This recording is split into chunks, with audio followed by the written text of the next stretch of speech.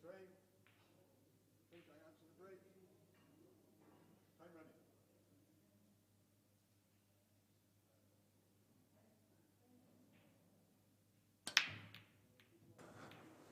So here we are, Clint wins the lag, and he gets frame number 1 underway in his game against Tom Cousins. A couple of big hitters of the game.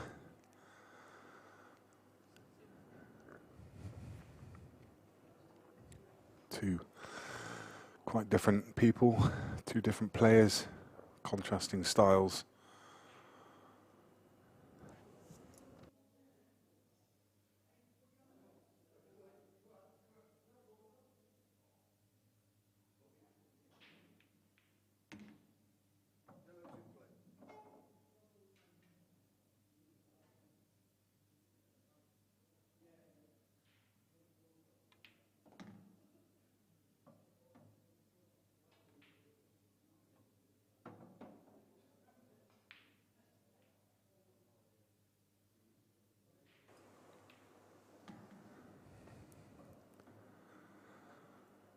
And this looks to be a very simple clearance.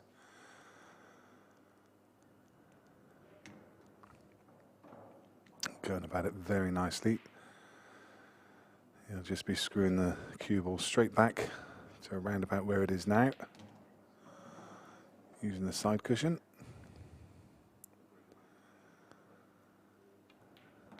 And a break and dish to open the account. He's 1-0. So two players who haven't made a final, and look at the scores around the room already. The hangover from the previous round. Jez Graham 10-6 up. Mark Boyle 10-8 up. Mounted Omar and Mason Penny 10 apiece. Greg Batten 9-8 now against Scott Gillespie. But look at these scores. Carl Boyes 5-0. Chris Melling 4-1 against Ben Flack. Jordan Shepherd 6-0 against Mark Asprey. Jamie Burnett is 3-0.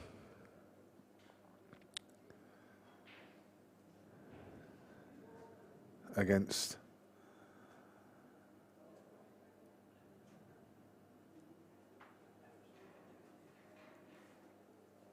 his opponent, Michael Kermey.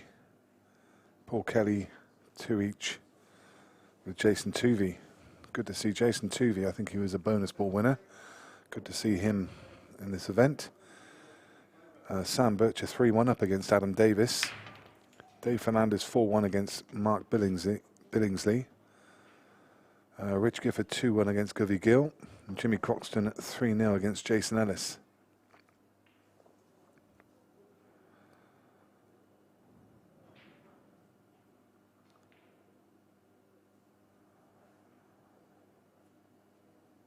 So, already through, we know John McAllister, Craig Waddingham, Jack Whelan, Steve Petty, Jez Graham has just won his game against Alex Bailey. Liam White through. Phil Harrison through. Declan Brennan through against Dom Cooney. Chris Gill through against Luke Gilbert. Shane Thompson through against Rob Warren.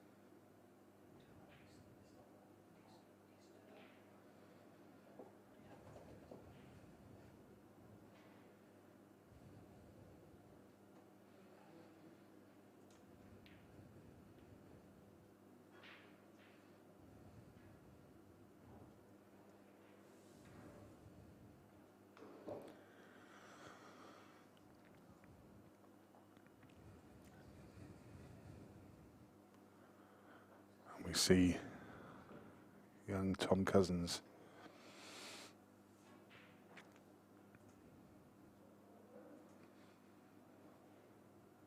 He's on reds, and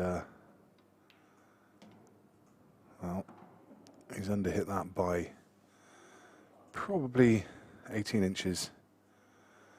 I'm not even sure what happened there. Maybe just a touch of check side just killed it off the bottom rail, but he was expecting to come up at least another foot to give him a half ball cut on this red.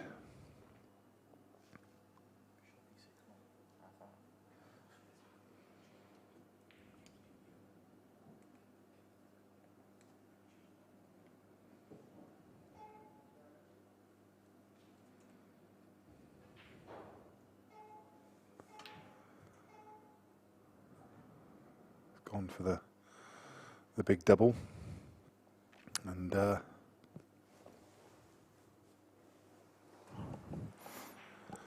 joined on commentary by Shane Thompson off the back of his win against Rob Warren. It was a good one there, Shane. Yeah, played played quite decent, to be fair. Felt good. Rob had a bit of a bad run, but I guess that's just the game, I suppose. Yeah. But yeah, happy overall. Excellent. Still in the winner side is the main thing. Yep. That's what really counts in this event, isn't it? Just staying in that winners section. Yeah, it's a tough road back if you lose first round. Yeah. So we've already seen Craig Marsh against John McAllister. John McAllister's gone through. What happened in that game? Because I'm pretty sure, was John 6-0 up? Yeah, John was 6-0 up. It came back to 6 each. Jesus. And then Marshy had a chance to go 7-6 and missed it. And I was just talking to him outside after the match, actually, and he said that he is just not feeling it at the moment. It's just not, the confidence isn't there. Yeah, that's what I heard him chatting to the coach, yeah. Whenever he's at the table, he just doesn't feel like he's going to make that clearance. Yeah, he said to me he hasn't been playing at all. Like, he's not been practicing or anything. So, Yeah. So Clint's going to have to go around the table here, isn't he? Oh no, he just had enough angle that he could hold it.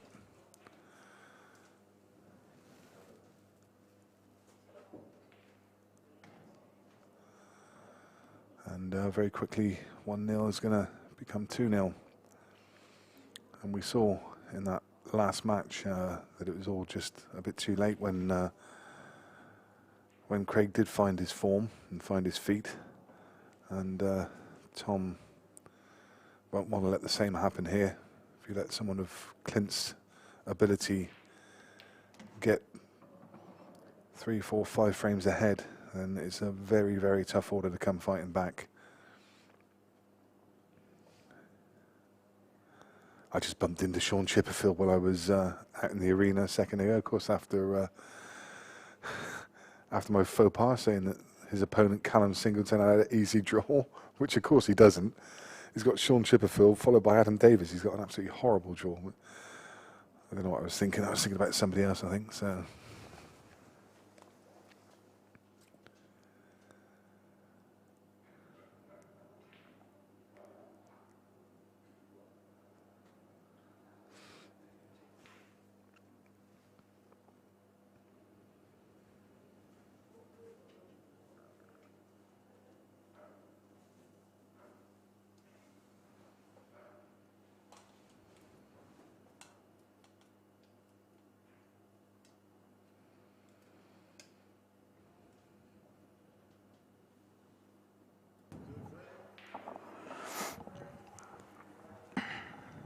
And it's Clint's breaking frame number 3 as well. So it'll be. Oh well, that's not what he wanted, but it's certainly what Tom was looking for. He was looking for that opening. So it's ball in hand behind the line, and it won't take too long about these yellows, will he? no, I think, yeah, Tom definitely. It's just literally just getting on the one at the bottom of the table, but shouldn't be a problem for someone like Tom. So Probably leave that till last, you think, or? yeah, you could do possibly, or you might choose just to get rid of it now. Yeah. Yeah, absolutely he is. Again, just another little unwanted kiss that he wouldn't have planned for. Yeah, he's still fine though. He's got to swing it off 2 rails. But it Always missed it. it's those little things, like those little kisses that just they Like, just you can turn the game. well they kind of gently dig away at your confidence, don't they? They kind of gently, because you think, I didn't play that, I didn't want it. Now this is a bit harder than I wanted it to be. Yeah, definitely made it a bit trickier. But Yeah. still would have fancied him to get him, but obviously psychologically in his head he's probably kicking himself for even going near the blacks. Ball in hand, he Yeah. shouldn't have been nowhere near it. He's not left Clint much really. He's actually flicked the red close to the yellow as well. So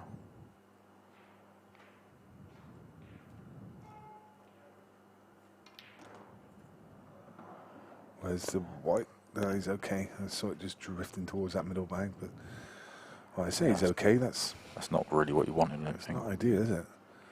At all. I think he could play the loss of turn shot. Yeah. I was trying to think of what to say. Like, Yeah. figure the right terminology for it.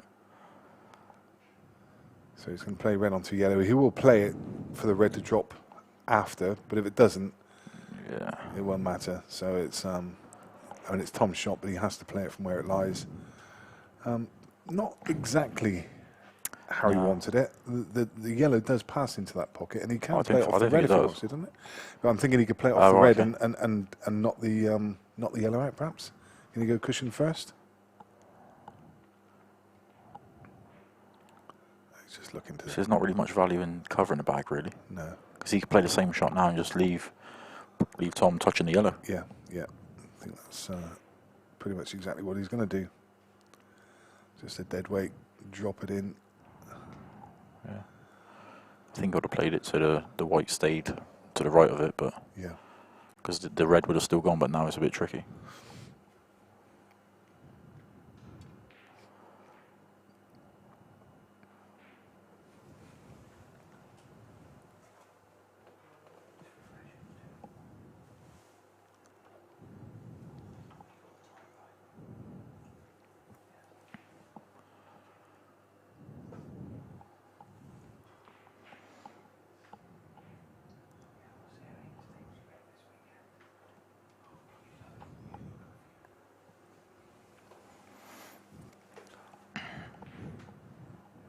It's tricky for yellows now, isn't it?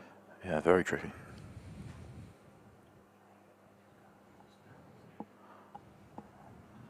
Screw into the red, maybe? Oh, the worst outcome. He's actually played it quite well on it. Yeah. If it stayed up, obviously. Yeah. That's horrible. The thing is, I don't think any of these reds go in the bottom left. And they might not even go bottom right. Yeah. Yeah, and they're all kind of covering each other to the middle as well, so it's it was a good option for Tom there, well spotted, but played a same shot again. That's a decent shot, to be fair. Bit fortunate, but he's played it well. So all Clint's got here is a plant. Plant, yeah. Could have a two-way plant, really, as well. Yeah.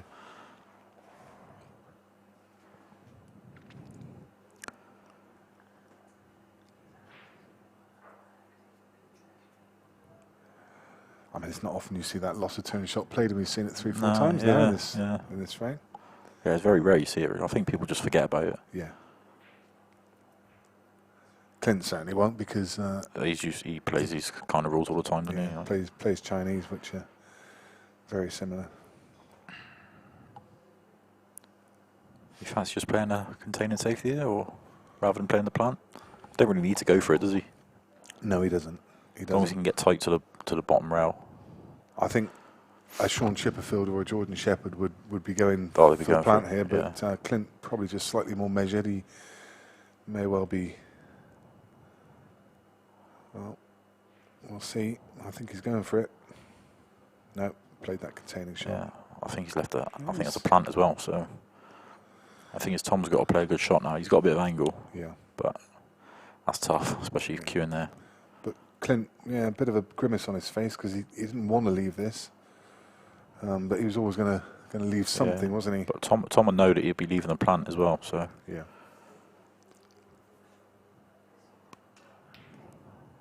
No. This is Clint can get this red off the side rail as well if he wanted. I wouldn't really, but he could if he wanted to. Yeah, yeah. Because they do play quite nice down the rail. So not at the races yet, is he?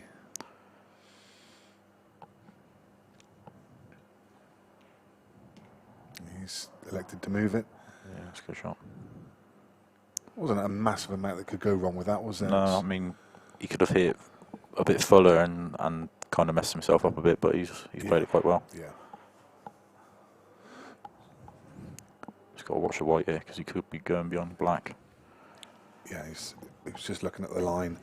If he can finish somewhere just to the left of the blue spot, he'll be very happy. Oh, that's perfect. With the outcome. That's exactly where he's landed. Just to the left of the blue spot. Yeah, he played it a bit harder to arc the white around the black, so it's a good shot. Yeah, had a nice margin for their error there as well, didn't he? Again, he's got options here, but I think he's just going to come 2 rails and take the black to top left. But he could literally put the white anywhere, couldn't he? Yeah. Yeah, 2 rails. Oh, wow. Wow. Do you know what? He could have played that a bit more confidently and brought the white around a bit more and just played the black in the right middle. Yeah, yeah. But yeah, surprisingly missed it, to be fair. Still left it very nasty. Is he going to go for the combination shot? I think he has to. I think he has to. And the way he's playing at the moment, I'm not sure what his percentages are. that's a Oh, good shot. that's a great shot. Yeah. You got to cue them well. It's a confidence booster, that one. Yeah, really. Really.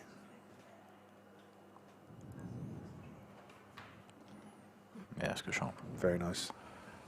Much more the Tom Cousins we know and expect. But the thing is as well, I mean, not really many of us play with this cloth, practice-wise or in the club, so when you come here it is a lot different, and this TV table especially, because this plays a lot different to the other ones in the other room as well, so this is a lot quicker, it slides a bit more. Really got to get used to it quick. So 2 frames to 1, and it's going to be Tom's break in the 4th frame, so effectively back on serve. Look at the top there, Greg Batten, 10-8. Oh, Greg Batten has actually won 11 frames to 8 against Scott Gillespie, so what a great what a great win that is for him against Scott. I just chatted to Scott before that game, and I said, how are you feeling? And he said, well, it really depends on which Scott turns up, because he said it could be, he said, I never know until I actually get to the table and start playing which version of me is going to turn up. Yeah. I mean, I was playing on the table next to him, and Scott didn't look too comfortable. Don't know why, but I think Greg put me under a bit of pressure early on.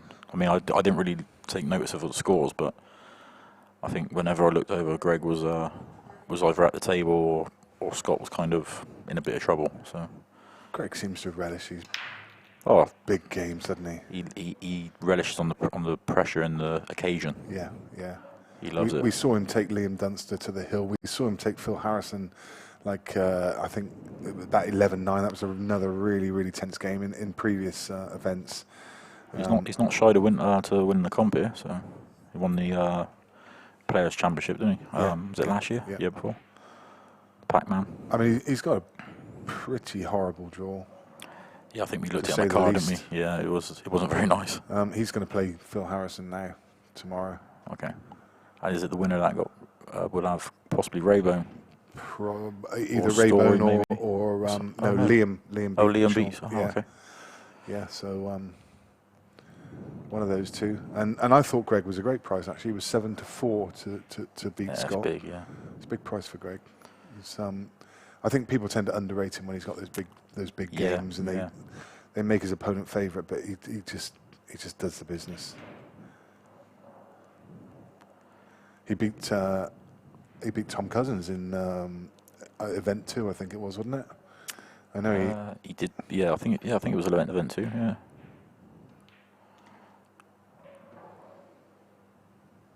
he's going to be hampered here. He's fine. He's absolutely fine, and that was nice queuing as well. So, He would have liked to been able to just stun this ball in, but I think he's going to have to. yeah. Well, he can get to it. Oh, it's fine. Oh, he's going to play it a bit side, but yeah, he's played it well. Jordan Shepherd's 10-1 up against Mark Asbury. He's even playing that far. 45 minutes. Yeah. Jesus. Yeah, 45 minutes, 11 frames. That's what he does to people, though. Isn't it? You can do that. Yeah. And things are squared off at 2 frames each. And that 2-frame lead is dissipated. Jamie Burnett is currently 6-0 up against Michael Kermy. Jamie is, he's been there and thereabouts all the way through this series. Yeah. Jason Tuvey is 6-2 up against Paul Kelly. Jason doesn't even know the rules, mate. I give Jason a crash course on Saturday. And we literally spoke for about 10 minutes. And he seems to know the rules in that space of 10 minutes. They're not actually that difficult to learn, really. And They're quite simple to learn. Look at this for a scoreline. Chris Melling 7-2 up against Ben Flack. Yeah, I was watching that game before I come in here, and yeah, Chris, he did look quite good, to be fair. Flacky missed a couple of chances, but When he's on it, isn't he? yep.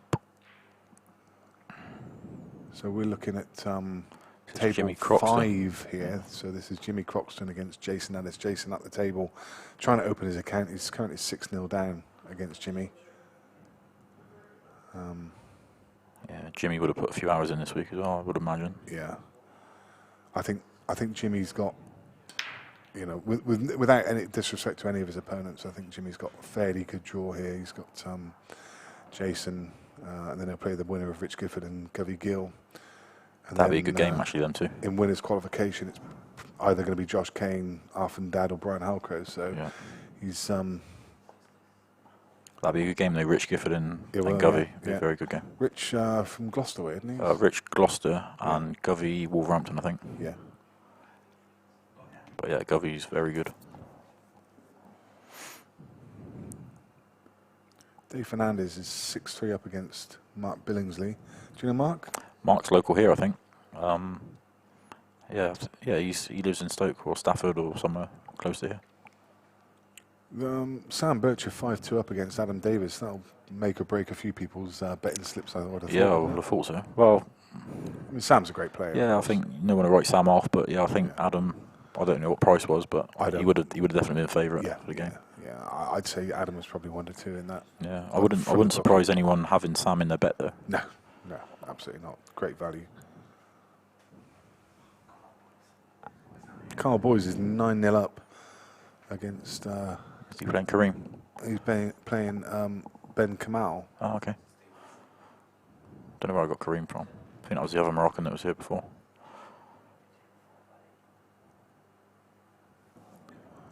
Or I may be saying that wrong. It may be Kamal Ben, actually. It's written that way. But how is Omar's name spelt?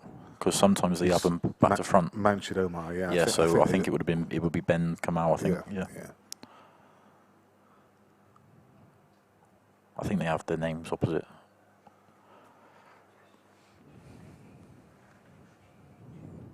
Two players from Morocco would have travelled over together. Yeah, I spoke to Omar. He said he came Wednesday and went to London. Bit of shopping, bit of sightseeing. So. The other games, the last game of this flight has just got underway. That's Gareth Hibbett against Darren McVicker. You can see that over on the stream, table 3. Gareth's just won the first frame against Darren. Tough draw for both of them, really. Yeah, it is. Yeah, especially if Darren's on, then Gaz will be in for for a quick game and a bit of a test. Jordan Shepherd's won 11-1. So there we go, 12 frames in 50 minutes. 50 minutes, yeah. Dirty. Some boy, Jamie Burnett. Well, that was 6-0 a second ago, so they must have got behind on updating Q score. He's won 11-0. Who's he playing? He's playing Michael Kermy. Is that Malta? Maltese, yeah. Jason Toohey now 6-2 against Paul Kelly. Not sure I've ever seen Paul Kelly play.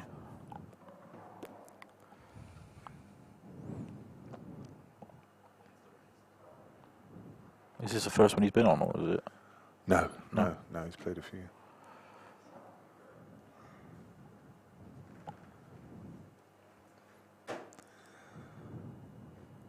So, another one from Clint while we're talking about the scores around the room.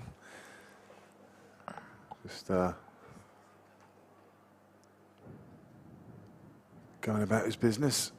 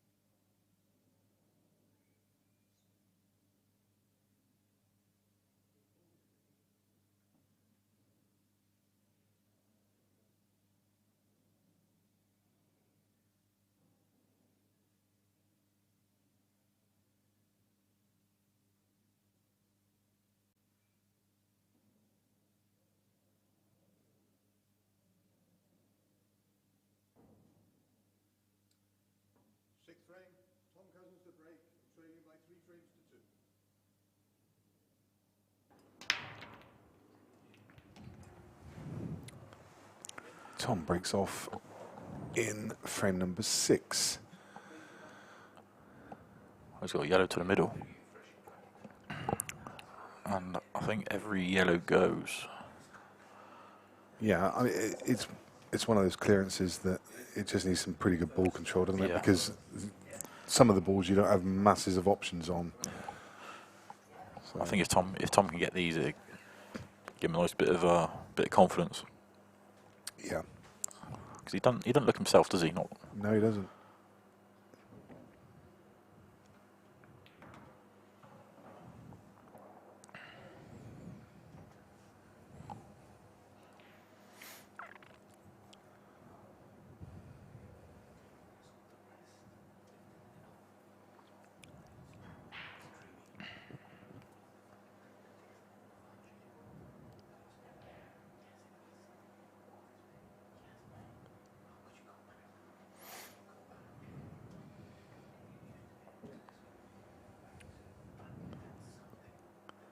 I think he played for the one far left, just come up slightly short, and I think he was just thinking about rerouting and maybe playing the one in the middle, but he's going to stick with the original game plan.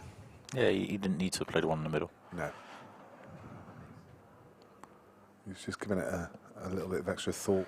He wants to try and finish just off straight in this one so he can run the white to the right-hand side of the table after one in the middle.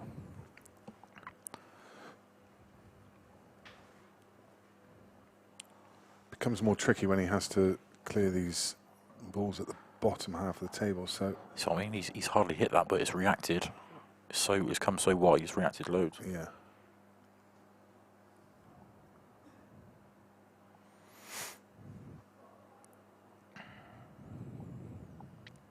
does this? I mean, we always get such a foreshortened angle. It's difficult to tell, but I'm assuming that the top yellow of those 3 passes the red into No, bottom right.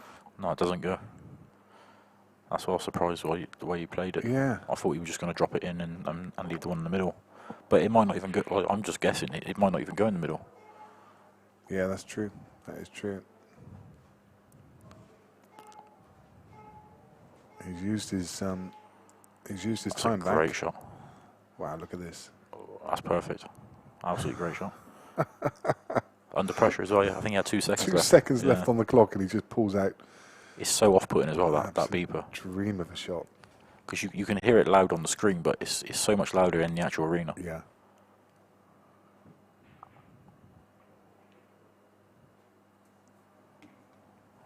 Finish bottom rail now. Black into the middle.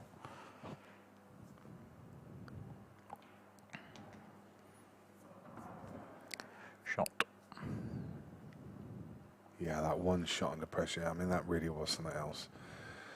He really needed to grip the cue ball quickly as well, didn't he? Yeah. Just to get That's it down the good thing table. with this cloth, you can do that.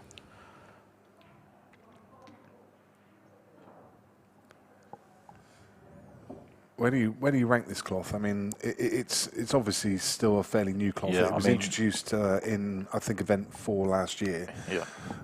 It's now widely available. For those of you who don't know, it was a cloth that's been developed in conjunction with the Supreme series. It's called the Strachan Superfine.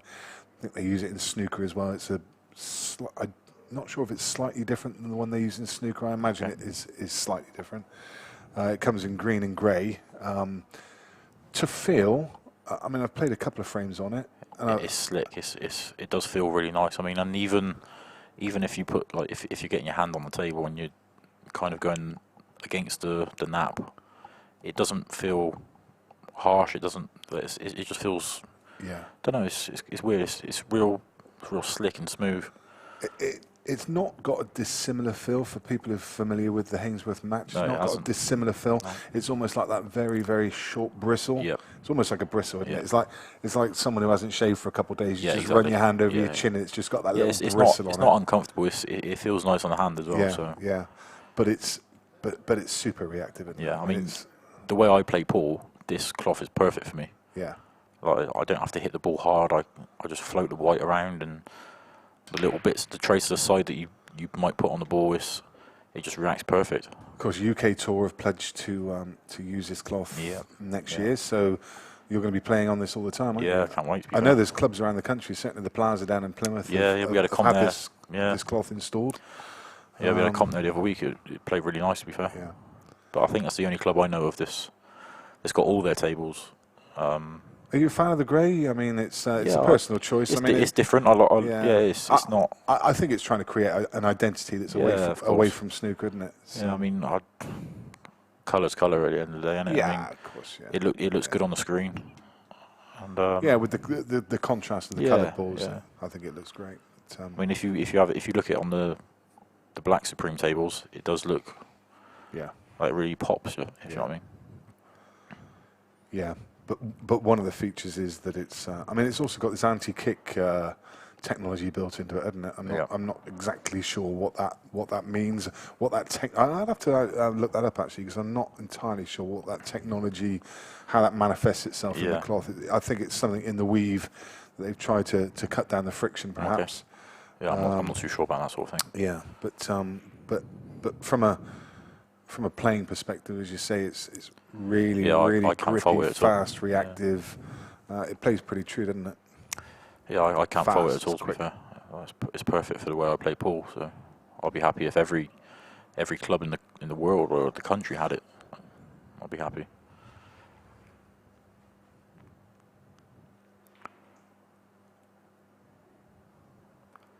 So I have to hope my new sponsor put one of them on the tables at the club for me. Yeah. So this game's definitely gone up a notch in standard, hasn't it? It's both players are suddenly starting to click. Yeah, I mean that last finish from Tom would have given a bit of a buzz as well. Yeah. But it doesn't seem to have dented Clint's confidence too much. He's straight back in amongst the action. Just overhit that one a fraction. Yeah, it wouldn't have faced Clint that last finish, to be fair. So. Let's say he's a couple of inches further across than he'd want to be, but he should be fine. Nothing to do with the cue ball, just... That's perfect. Yeah. Just stun this in now.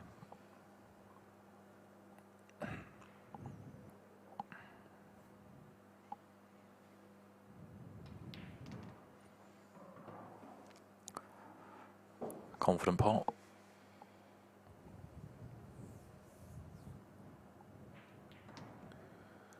Good stuff there from Clint. Re-establishes that one frame lead. It's 4 frames to 3 up. And Carl Boyes has beaten Ben Kamal 11 frames to 0. So that was the second whitewash of the day. Who was that, sorry? Carl Boyes. He won 11-0, didn't he? Yeah. Gareth Hibbett 3-1 against Dan McVicker. Ben Flack's fighting back. You expect Ben to fight back, don't you? Yeah, he was 7-2 down. It's 7-4 now.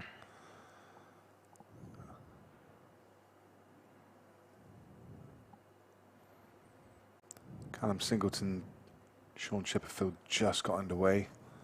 Sam Bircher is now 7-2 against Adam Davis. So our reigning champion is currently 7-2 behind. He's another one he won't give up. Sam's obviously playing really well. Dave Fernandez, who was 6-2 up, is now 6-5 against Mark Billingsley. Jason's got another frame. Well, another 2 frames. He was 6-2, wasn't he? No, it's 8-2. He's 8-2, yeah. Rich Gifford, 5-4. Jimmy Croxton now 9-0 against Jason Ellis. And the buzzer. The buzzer is 3-1 up. He's buzzing against Arf and Dad. They'll have played each other so many times over the years, those two, won't they?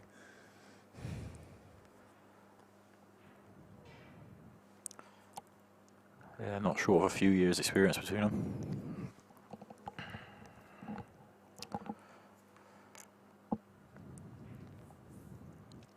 This is Tom at the table now, isn't it? Yes. Yeah. Yeah, Tom's break. He needs this to go right. Just a little flick on the black. He's forgotten the pot. Wow. You can only just say that was just careless. Yeah. He hasn't looked himself, to be fair, has he? Like, It's his good friend in the cap and blue top in the background. That's big bad Dwayne. That's Dwayne, who often travels with Tom. You'll often see him in Tom's corner. A lovely guy. In fact, two really good fellows, aren't they? They're a couple of top lads.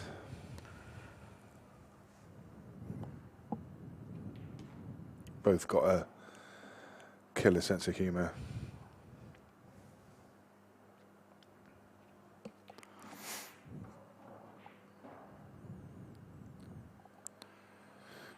Clint's just speeding up a little bit now.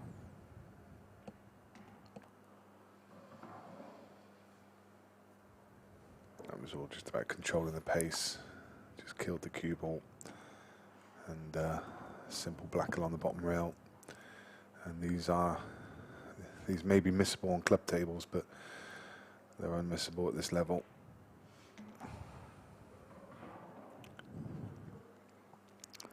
Yeah, Tom left him a easy chance there, to be fair. And, Still got to take him though. Yeah, that's a 2-frame lead. Clint looking good at the moment. Hibbert's now 4-1 up. Darren's another one of those players. You never know who's going to turn up at the table, whether it's good Darren or howler Darren. Yeah. And if he chucks in a bad one, he chucks in a really bad one. Yeah, it's all or nothing with Darren, isn't it? Yeah, I mean, yeah. but he can reel Beat, frames off so quick. Beat Liam Dunster in the last event. Yeah, that was on the stream. On the main arena table, yeah. Looks like Jimmy Croxton's going to make it 3 whitewashes in this section. He's 10-0 up and on the hill. Mark Billingsley is now 6 each with Dave Fernandez. Wasn't Dave 6-1 up? 6-2 up? He's 6-2 for sure, yeah. Yeah.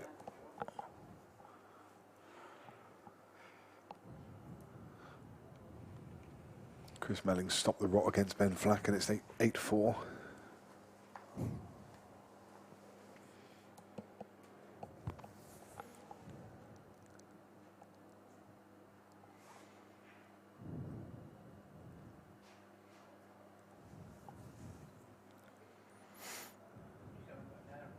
And you can pretty much see how the draw pans out. Jordan Shepherd game has disappeared off of there, but Jordan will play Chris Melling if he wins.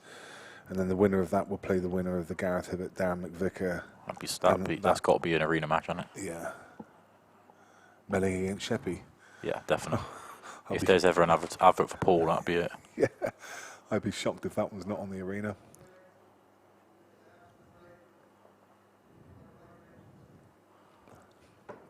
Tom needs something here. Some angle that is, isn't it? From Clint. Yeah. That white keeps tracking up to that left-hand corner pocket, doesn't it? Whenever he breaks. Yeah, yeah. Yeah, he's been okay so far, but if he keeps doing that, he's in danger of going in off. These yellows are gone. I've called it. Yeah. Not that it's hard to call, but it's...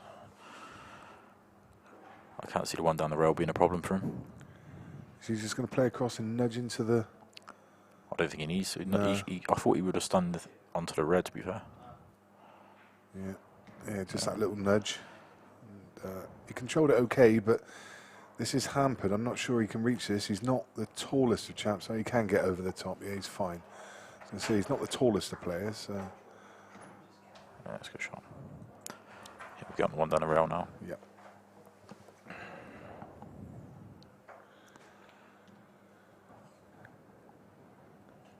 A little bit. Touch straight, isn't it? Yeah. I think he's fine now.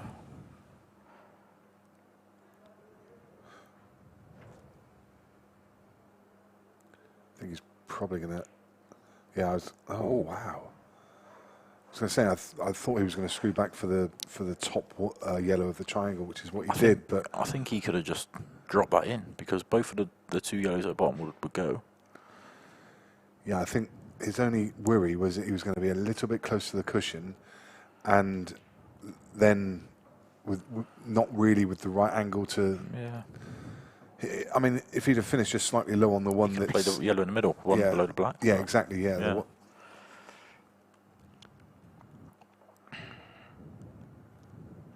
But the thing, I can get why he went the way he went, because if he'd have potted it and landed on the top one, then it was just, he's literally got 3 drop shots. Yeah, that's a good shot, Tom. Block the bag, but Yeah, it shouldn't be a problem.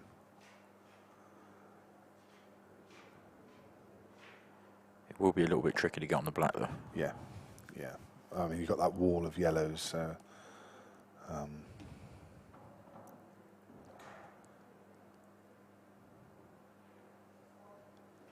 I think he should be fine. I mean, If he can land in the same line as he is now, yeah, he could swing off 2 and... Yeah, he's fine. He can still swing it off 2, or, yeah. and then he won't really have a worry of snookering himself. Got a fairly big margin of error, isn't he? I mean, as long as he gets just below the black. And wow, he's hit that. Well, he's absolutely perfect. That's a good shot. Thought, Coming that way, he yeah, wasn't really going to be able to snooker himself, was he? Much bigger margin of error. Wow. And That's a big frame, that. he needed a mistake from. I said he needed a mistake from Clint. He needed Clint to help him, and Clint duly obliges with that miss yellow down the rail. Yeah. And it was a simple enough clearance for Tom. But, make it he has, and again we're essentially back on serve, putting it into tennis parlance.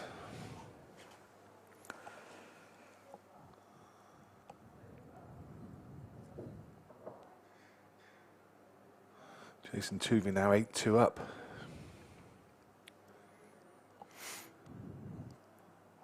Tuvey showing that he's not just handy with his Calcutta picks as he has been in the past. He's good with his bonus ball picks, that's all I know. bonus ball picks. He's pretty useful with his cue as well. He must have won a good 10, 15 bonus balls, I think. But I think that's the first one he's actually entered himself in. Yeah. You see Croxton, is that 11-0? Yeah, that's 11-0. Not Jason's day. He's not the only person to walk away 11-0 this weekend. You see in the background there is Sean Chipperfield and Callum Singleton. We'll keep an eager eye on that one. In fact, Callum is 2-0 up against Sean. Oh, some break. Jesus. Yeah.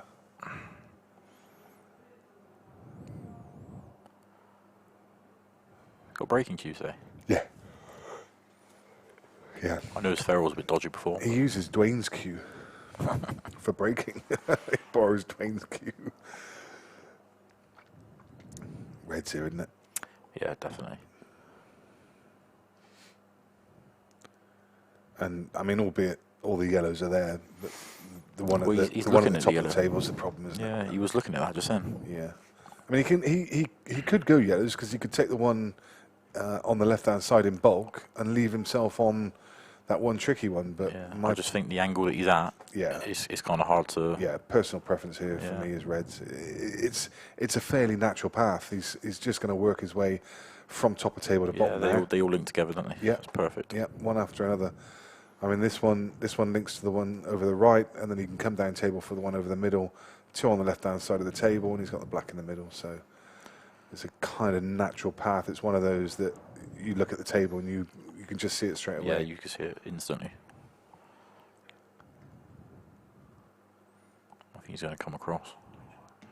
Yeah. It's okay. He's just a little bit high, but Not too bad. Like Yeah. I said, like the balls play quite nice down the rail, so Yeah. I don't think he'd be too worried about it. you just saw him pause in it as he was getting up for the next shot. You just saw him pause in, just that kind of like, a little bit high. He's going to leave him a longer one down the rail. Is he going to reroute? He's going to take this one now to get himself a better angle on the one. Yeah, so he's going to play this to the top corner and get himself a bit closer. He didn't want I to. think he's straight. Yeah, just enough angle. He's got a little bit. I think he can just punch across. Yeah, just oh, enough. Yeah, quite a bit to be fair. Yeah, I think I prefer that that route. I think he didn't want to be taking that one down the rail from above the pocket, with the cue ball above the pocket. Yeah.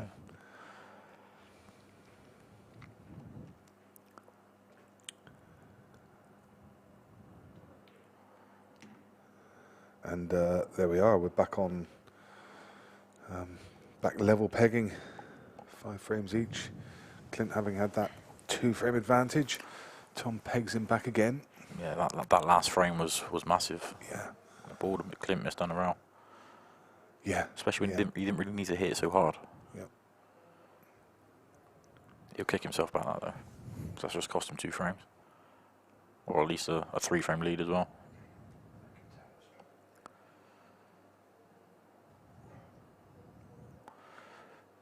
A few people on the chat box. 108, I think.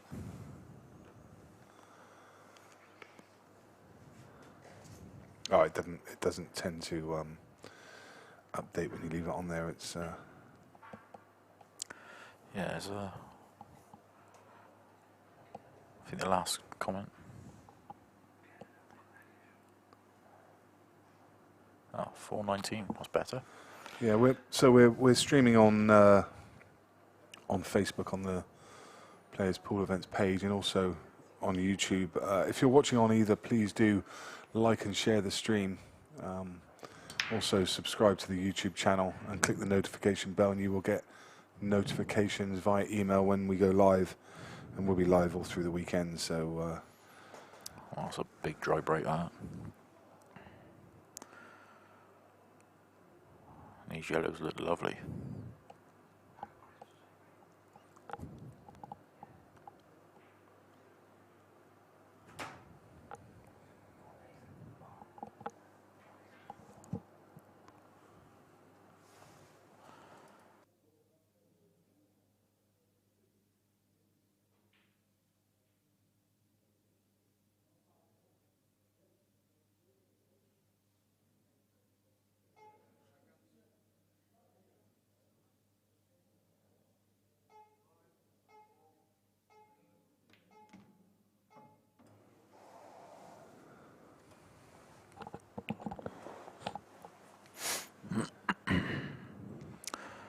underhit that one, trying to get across to the yellow up the left-hand side rail. So again, having to He's cued that well. reroute. He has a big break from Clint that as well. He'd be gutted, but you can draw on that.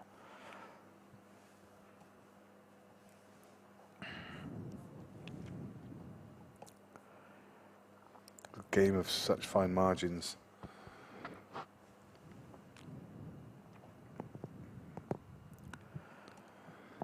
He's not going to try and hold for the one down the He's got down choices. the rail. No, he's got choices. You can you just play it and come out. Play for the one in middle table, I would think. Yeah. Yeah, to left-hand corner pocket.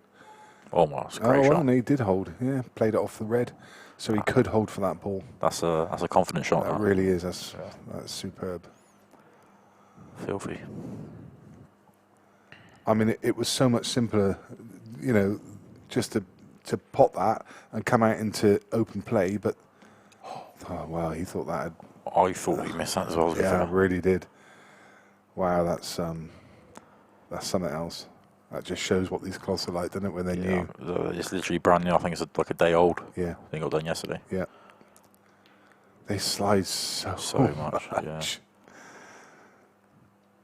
And I know for a fact that there'll be people on the chat box who let's just Oh, they get mad when let's put something right here. Yeah. I mean, I see it on a week in, week out basis, and it's so frustrating when people put up a little video of something like the Liam Dunster one last week that took it on the pocket, saying the bags are huge, the pockets are huge. Is this a standard Supreme winner table? Standard Supreme winner table. And so, yeah, there you go. So Stephen Mitzi's made the comment that the pockets are massive. This table is identical to the one he will find down his local pub. Correct. With the difference being that it's got decent cushions, and a brand new cloth on it. Brand spanking new cloth, yeah. And This that table is the doesn't get used. reason, and also you've got a massive light over the top of the table, And brand new balls. and brand new balls, and all of those things together help the ball skid in. Yeah. And that table is absolutely identical. Supreme do not have a different template for a table that you're going to put into an arena. Correct. You don't say, "Oh, can I have that table with the big pockets on it, please?" Because it's just an identical table. It's a different there's setup. no such thing. It's a different setup to what you play on down your local pub or in your local club. Correct. I just want to clear that up because that is, people probably don't believe me when I say that, but it's absolutely factual. Oh, he's controlled that break. Lovely. I mean, you can ring up Supreme if you want and just say to them, "Can I have one of those tables with the big pockets on it?" And they'll say, They'll just laugh at you. "What are you talking about?" Yeah,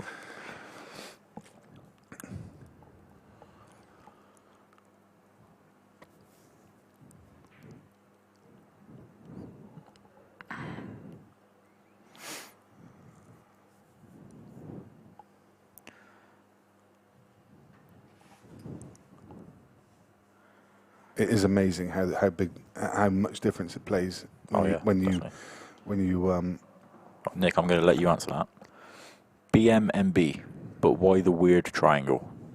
Why the weird triangle? Okay, so that is a shark rack. If you watch any American or Chinese pool, it's a fairly standard piece of equipment. It's a template. It's a template rack which goes onto the table. Some people like them, some people don't. It's one of the sponsors of the event, and we use it for this event. And what it does, it's a template that sits on the table. It's a film, very thin, designed by a guy called Shane Conroy? Shane Conroy. Yeah. Sorry, yeah. Sorry, that's my old memory failing me for a second. And what it is, it's a template that sits on the table. And it means that you can't twist the rack, you can't high rack, because the template sits on those two dots down the middle of that line. The line runs down through a line at the back of the rack, so you know it's exactly in the right place.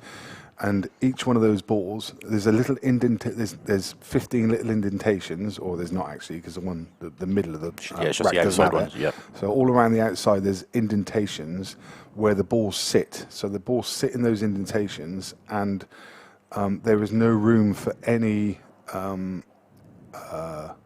variation. So when you use your normal triangle, you rack them up, and sometimes the front ball rolls forward a little bit, and the back balls roll forward, and then you look down, you see a couple of gaps in the balls, and you see the players ask the ref to tighten them up because there's a couple that aren't touching. The ultimate rack each time is to have all of the balls touching, and then you get the transference of the power through the front of the pack, through the back of the pack, and you get a big split. Well, you can see the difference just from this game. Yeah. Like every frame has been open. You don't get earth racks, basically. No. So it means that all of the balls are touching. So what it gives you is a level of consistency that you won't get with any other piece of equipment. Yeah, correct. Yeah. So And they're right the same every single time. You can go onto a pool table with the shark rack, and you can practice your break, as the Chinese do. The Chinese have now perfected the art of breaking off and getting one of the wing balls into the middle bag at a certain pace.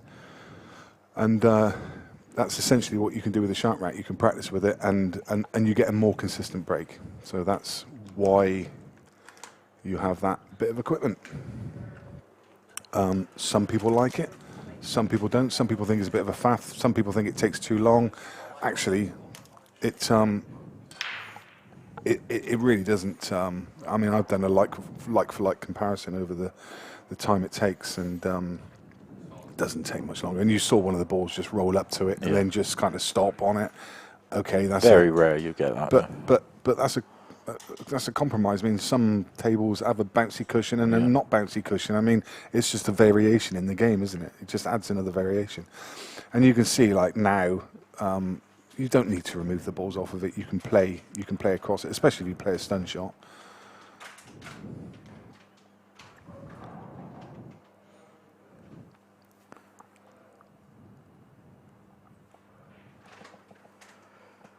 And the player can ask for it to be removed if he wishes, and the ref will just mark the bottom ball. And any time you want it removed, they'll remove it for you.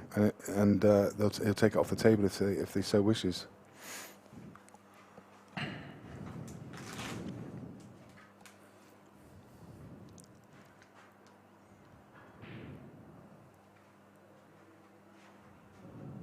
but I like the fact it was a bit of a faff last year because people would want it to be moved instantly Every off the time, table. yeah. Player like Clint will be used to using it because he plays Chinese and they use it on Chinese pools. So, as soon as the ref can get it off the table without causing too much problem, that's what they'll do. Get it, yeah. And now they've asked the refs to not be so obsessed with getting it off the table. Yeah. You'll take it off. It doesn't make that much difference. I mean, I've really played balls over it and potted balls over the top of them, and they don't make a difference. To be fair, might get the odd one that does deviate a little bit, but it's not. If you hit them at a pace that you're potting balls at, then they ain't moving.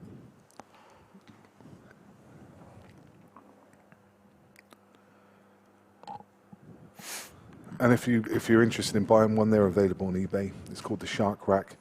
I think they cost about £9 or £10, somewhere around that, and they last for a decent amount of time if you look after them. That's a good shot. So yeah, maybe just give it a go. I mean, I've used them, and Shane sent me a few of them, and I handed them out to some friends, and they all really enjoyed using it.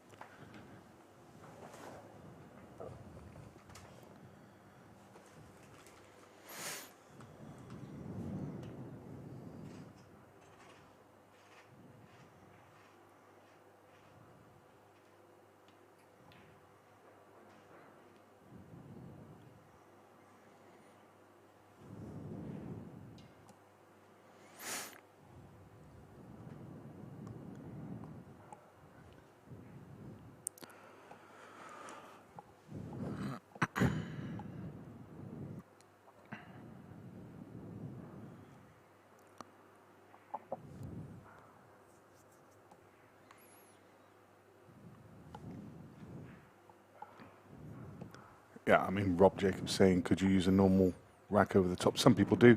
They set them up in a traditional triangle and then roll them over the top of the shark rack. But actually, when you get used to it,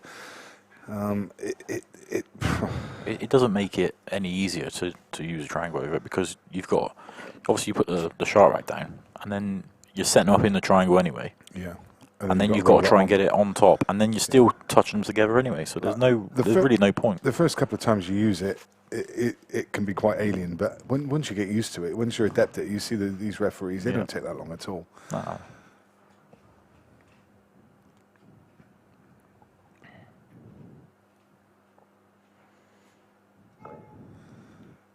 And I think actually it would be impossible to do a like-for-like comparison. But I think if you could do a like-for-like comparison, I think it speeds up the matches because you don't get the same kind of, you get more open frames. Yeah.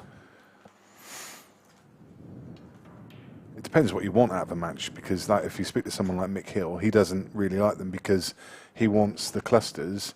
He doesn't want something that levels the game. No, exactly. He wants to use his skill. He wants to see some clusters on the table that he's got to break open.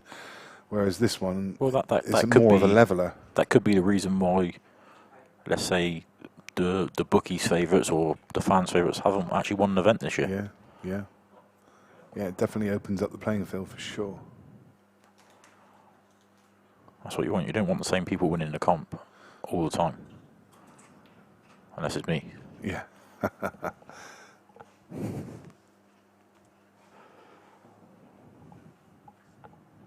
Well, I mean, you kind of you look at the shootout, and now, it's just shared between Jordan and Liam at the moment, and you wonder that at some point, I mean, how do you go about it?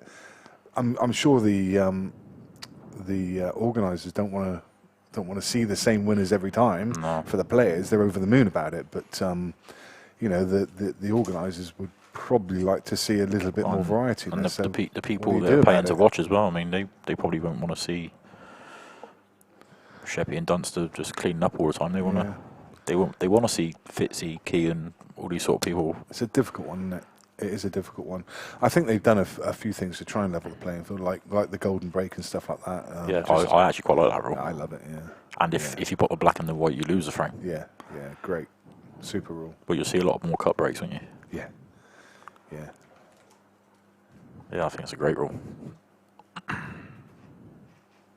Was that for only that one event, or no? I think they're bringing it in. Yeah, that's good. So. That's good. That's a good rule. That.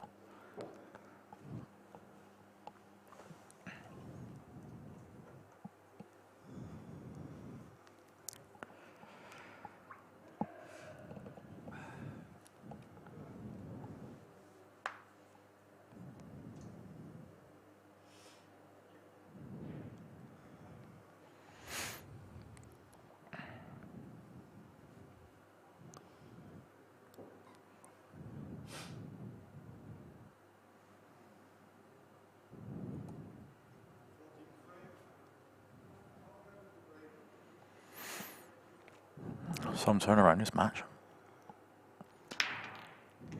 Could have been 6-3 down, and he's 8-5 up. That last little roll. Yeah, that red's just come in the spoil the party. Yeah. It's looking good up until now. And then all of a sudden that red just pops up. I think he's still got a yellow into the corner. I think he can cut this one, can't he? No. Oh. Is it going to drop? No. There you go, they're not that big. Yeah. That would have definitely gone in on a 9-ball table. Well, Clint desperately needs his frame. He should be too. I mean, there's nothing in his way, especially after that shot. That's really well controlled. All his eggs were in pretty much one basket there. If he didn't find, well, he had the one over the bottom corner, of course. And he was on the one in the middle as well. Oh yeah. Areas. Play for areas. Areas. Yeah. His eggs were in 5 baskets. Yeah. His eggs were actually in several baskets. You're right. That's not a good shot. Not good. Oh, surprising that. I thought you would have just run to the bottom rail. Yeah. He's obviously leaving that yellow to last, but he kind of looks like he's playing like he's. It's tentative, isn't it? Yeah, like I don't know, like he's just letting his arm go. Yeah. It's almost like he's trying to get himself going. I think that frame at 5-3's got him a little bit. Yeah. Because it's so big as well. Look at this. Yeah, he's not there. I think that frame's actually has killed him a little bit. Especially since what's happened after that as well, because Tom hasn't really missed a ball since. So he could have been 3 in front, and instead he's 3 behind.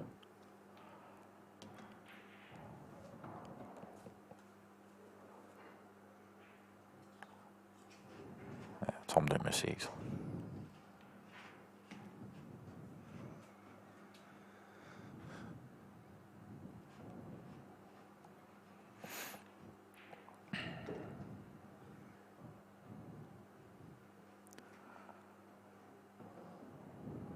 So miserable, isn't he? A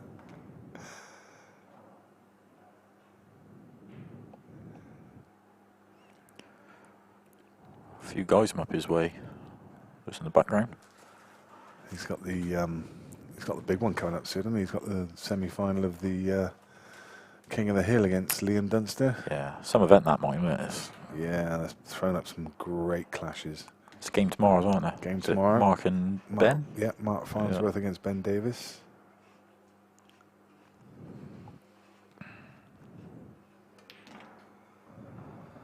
Great shot. Look at that. Pinpoint. Fantastic. 9-5 is, well, you said it in the last frame. It's an incredible turnaround. There we are. 9-5 it is, and he needs 2 more.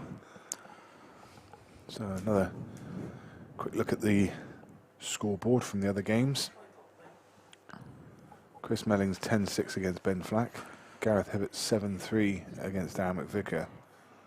Still a bit of life in it then. Yeah. Callum Singleton 4-2 against Chippy. Is that 4-2 up? Yeah, 4-2 up, yep. Sam Bircher is 9-4 up against Adam Davis.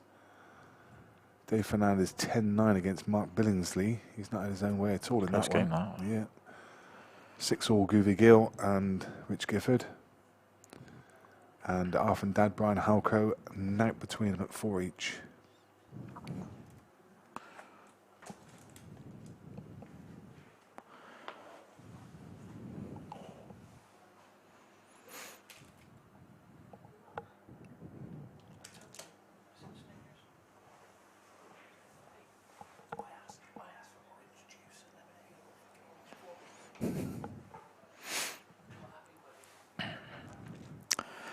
Oh, now Clint needs to pull something out here because the match is running away with him.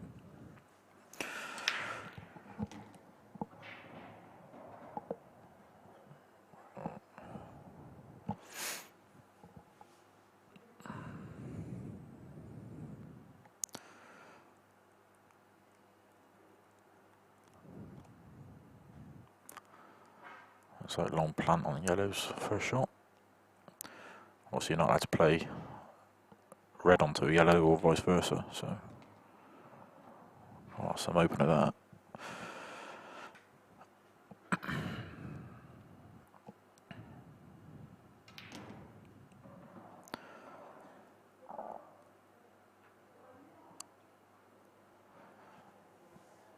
Yeah, I think he's just trying to make things happen now rather than taking his time.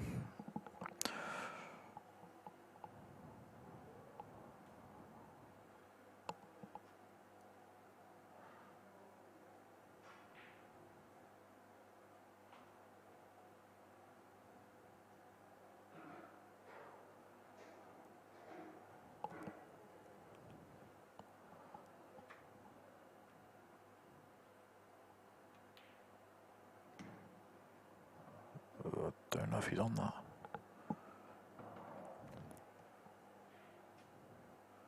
Oh, just about, I think. Still not easy though.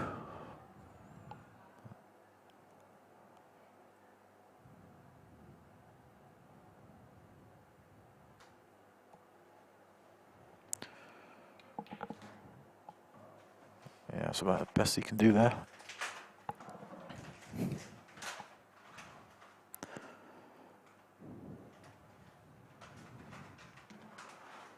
That's a great shot.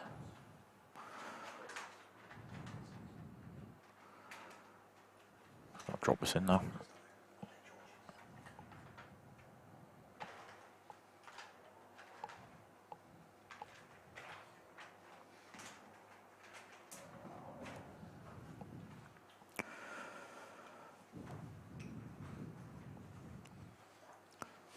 There's black to make it 9-6.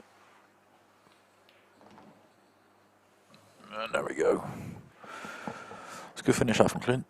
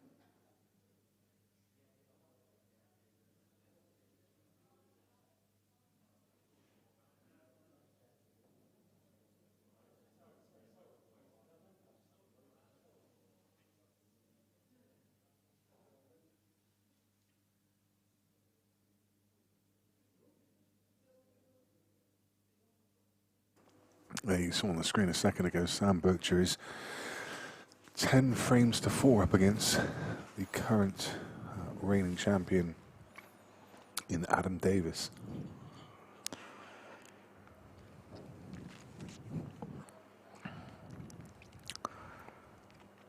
Clint just stepped away for a bathroom break. So Yeah, he needs to refocus because them last 4 or 5 frames have just absolutely ruined him. But he's still got a good finish that last frame, so he needs to get himself focused again. you can see just in the left-hand side of your screen, just above Clint's cues, that's Ben Flack at the table. So he's 10-7 down, but he's still battling away. That's him just got down on the shot.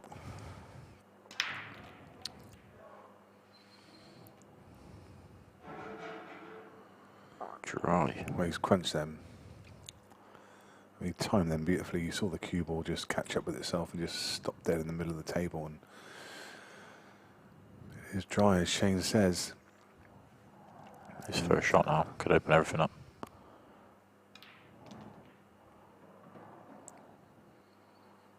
That's okay, is it? He looks really disappointed, but has he left?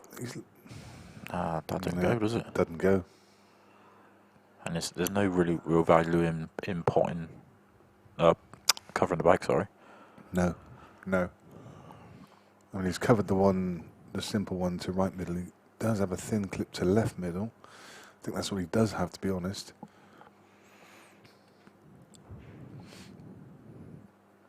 This is pretty skinny. He's played it well. Now it's better. He can... I'm not sure what he's looking at. I thought he was going to play the one over the middle and maybe try and screw back across the table to play the yellow up the rail, off the yellow, and try and open it all up a bit. Yeah, because from the last camera angle we had, it didn't look like it went. I don't think it does. I don't think it even goes in off the knuckle. It's not even close, I don't think. No. Well, there you see it again. I mean, it just doesn't look close, does it? No, I don't think that goes. It feels like he has to play the yellow up the rail off of that yellow to try and open things up. Yeah. But then, of course, you're trusting in the lap of the gods a little bit because the black's adjacent to the pocket over the other side. So he's going to take out the one over the middle and this one over the corner, and then he can just leave himself in the gap now. Yeah, try and find that gap. Probably the best way to go because this yellow was a bit dead down here, wasn't it? So yeah. Looks like he's deep screwing to get closer to it, but I don't think he needs to. Wow. I don't understand why. No. Why you would do that? Because just drop it in, leave the gap, and play the yellow off the other yellow. It's going to split it all up. Yeah. I mean, what advantage was it doing it that way? Well, he was on nothing anyway. Well, he's still going to have the one on the rail as well. So. Yeah, I was a bit surprised with that, to be fair. Obviously, with these rules, you can put the white anywhere you want, so might even be value in just he's playing the plan, I think, but might have been value just playing the red over the bag and leaving the white behind the yellow. Yeah, that's a good option, I think. I mean, it's a horrible clearance, isn't it? He's got the red on the right hand cushion just above the middle bag that doesn't go anywhere.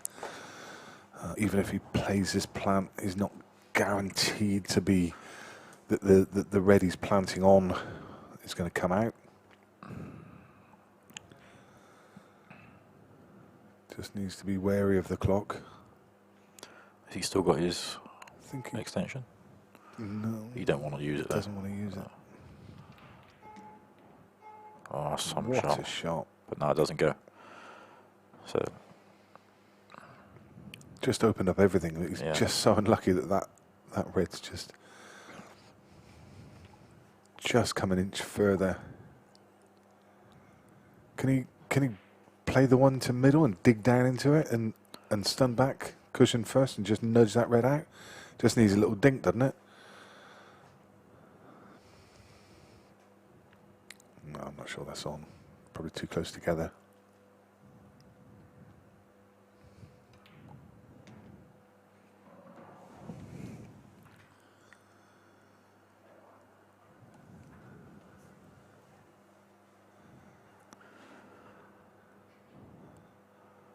What a great shot. Yeah, some shot that. Yeah, he's playing with a bit of confidence now. I mean, first 4 or 5 frames, he was nowhere near himself, but Yeah, we're seeing a different Tom now. well, it was that frame that at 5-3. Yeah. It's ruined Clint, and it's give Tom a big boost.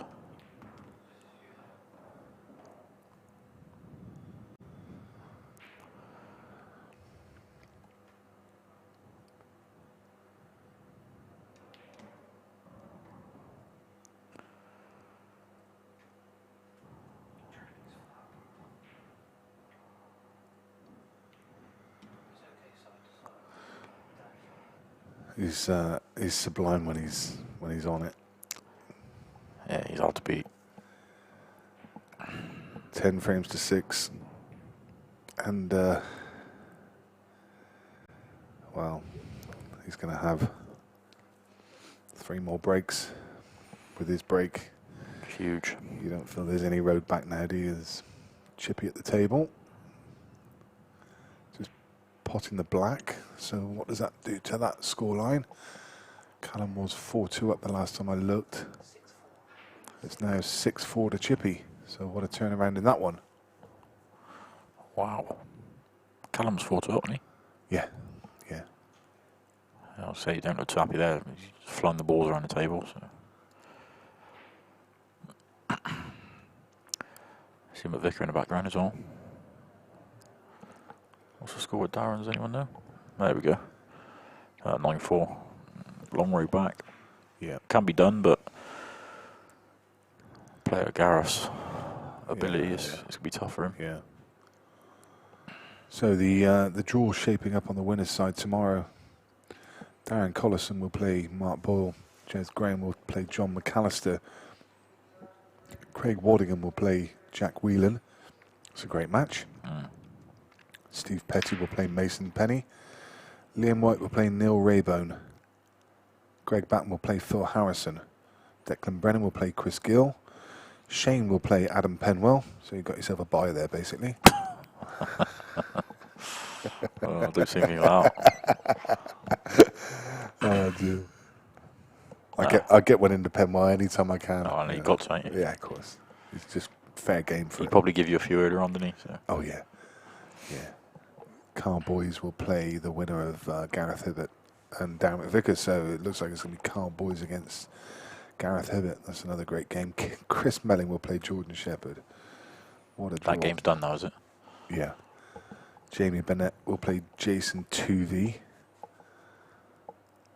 Sam Bircher will play the winner of Sean Chipperfield and Callum Singleton. That was another great game. Oli Bell will play Dave Fernandez. And Liam Dunster will play the winner of this match. Jimmy Croxton will play the winner of Richard Gifford and Govey Gill. And Josh Kane will play the winner of Arfan Dad and Brian Halcrow. Arfan is currently 7-4 up.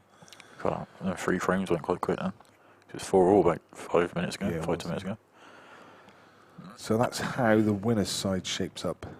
And that's going to be midday tomorrow. A nice lie-in. Yeah. The losers, the losers get even more of a lie-in. They don't start until 2 p.m. Oh, no early games then. No, it starts at midday. Ideal. Then it's 2 p.m. losers, then 3:30 losers, 5 o'clock for winners qualification, and then losers round 3 and losers qualification before we get to the last 16. Wages day.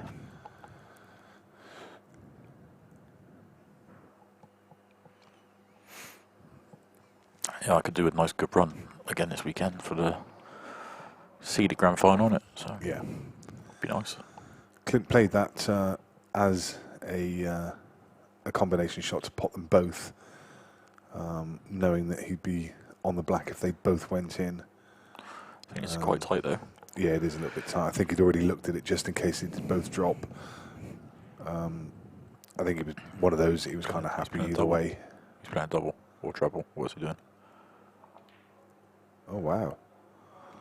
He's Oh. played that so well, do you know, because he didn't hit that straight, if you know what I mean. But he's played the slide. Yeah.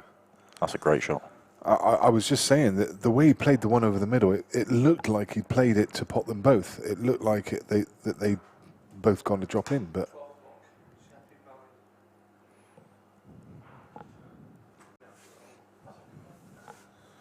yeah. So quite surprised that he played it that way. Could have literally just dropped it in.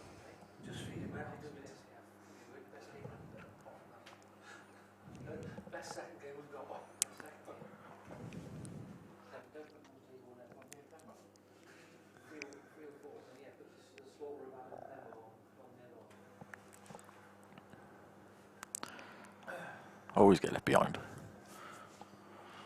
I have to wait. Oh no! Well, that's just made the bloopers real. Whoops! The referee is Go on, Robin. Robin, and yeah, go on, Robin. I love it when things like that happen. Yeah, referees this week are Robin, Jay Gregory, Sam Spackman, and Scott. Do a great job. That's some break again. Yeah, huge. What a weapon to have in your armory. That's red gone. Match over. It's hard to play against as well because you just can't get to the table. Yeah.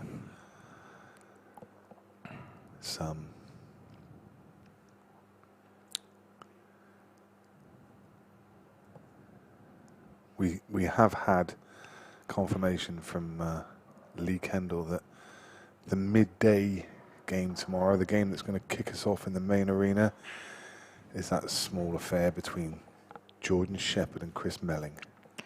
What a game that could be. Could have been better, Nick, but we'll take it. Yeah, it could have been you and Penwell. Could have been. No, me and Penwell will be on table 24 right in the corner. What are they missing out on? Could have been Shane and Penwell, the old 11-0 drubbing. I'm talking about 11-0, but I'll take the drubbing. You're going to give him one, are you? Oh, I want to get a frame. I don't want to lose 11-0.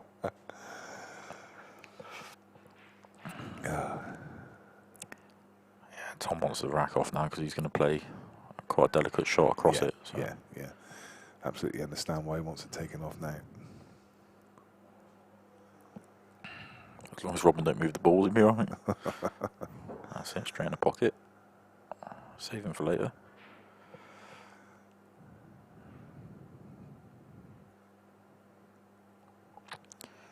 It looks like a boxer that's just been taped up, ready to put his gloves on. Yeah. Yeah, I mean, people often ask why do they use these gloves? I mean, they can't use full gloves because it's it can be quite cold in that arena sometimes, and they wanted something, but they can't use the full gloves because then they can't. You can't wrap balls properly. You can't wrap the balls properly. Yeah, you can't take the shark rack off, and so on and so forth. So they kind of come up with these halfway gloves that allow you to be able to clean the ball. And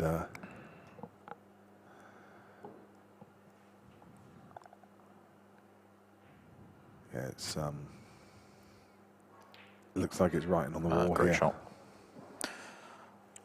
Well, I say it looks like it's writing on the wall. It is. It is writing Yeah. on the wall. So this is Tom Cousins, and it's been a bit of a display from him from 5-3 down, and that massive turning point. He's won the next little section there, 7 frames to 2, 8 frames to 2. So that's some feat against a player of Clint's ability. But it will be Clint going across the losers section tomorrow, and Tom Cousins strides through to the winner's side. Thanks very much, Shane, for joining us on commentary. No worries. Good luck tomorrow. Good luck with the rest of the event. I am going to try and get Tom in for a bit of a chat, but you can see he's fairly running out of the arena because He's been called. I heard him. I heard Kenny in the background. He hates coming in and talking, and when I get him in there talking, the interview will last about 30 seconds because he won't have anything to say. Yeah, but we'll get him in here for a few words and just get his take on it. And For now, that's the end of the action for today, and we'll see you again tomorrow with Chris Melling against Jordan Shepherd. Set your alarm clocks, get up. Or if you want to come to the venue, you can come watch me in Penwell. Yeah, you can even be treated to that. And again, thanks very much, Shane, and thanks for everyone for joining us. We've been Beer Productions, and as I say, we're going to head across to the interview room, and we'll see you again tomorrow.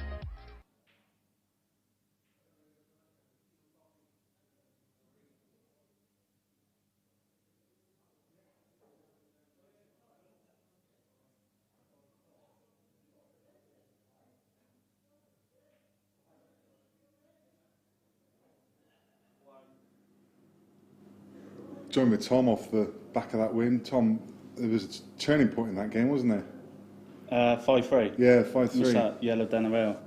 I think Clint, yeah. Yeah, I Let me mean, back in. you seem to be struggling early doors. How are you feeling? Well, not very confident, to be honest. Started off slow, and I don't know, just from 5-4, I think we played all right in the end, to be fair. I mean, it was a bit of a masterclass in the second half. I mean, you've really turned it around. What kind of clicks in your game to be able to do that? I don't know.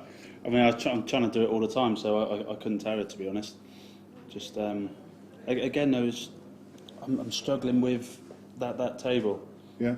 Just to get used to it, but Is it quicker or it's just more reactive. See. more reactive? So yeah, I'm not used to playing on tables like that. Probably down to the lights and the conditions. Yeah, possibly. Just plays different to the arena. Yeah. Well, let's hope we see you more out there over this weekend, and you might be able to get a bit more used to it. Well, we'll see. Hopefully. Tom, I mean, to be fair, you probably have been struggling for form a little bit this year. What's been going on? I don't know. I've been terrible for, well, as you say, months, and then last week I played in an event, and I just sped up and just got on with it, sort of thing, and played all right, and then just tried to do the same tonight. Yeah. Just play I do in practice. Yeah. So we'll see. Been practicing much? Um, You're going to say no, you never practice. no, I've been practicing real hard. I've got my sponsors, so yeah, I've been playing loads. Do you reckon this is the weekend? Yeah. Yeah? Yeah. You feeling it? Yeah, I will. I'll play right from now on. Yeah. Liam Dunstone tomorrow, isn't it? I haven't seen the draw, to be honest. Okay. Is that what I got? Is it? Yeah. Yeah. Liam first up. So, Cool. and you're going to be meeting him in the King of the Hill soon as well, aren't you? Yeah, that's in November. Yeah. Yeah. Yeah. Excellent. So that'll be good. Look forward to seeing you go deep this weekend. All right. All right, best of luck. Cheers, Nick. So we're back tomorrow at midday. We've got Jordan Shepherd against Chris Manning. That is going to be an absolute crackerjack of a game. So set your alarms and join us at midday tomorrow.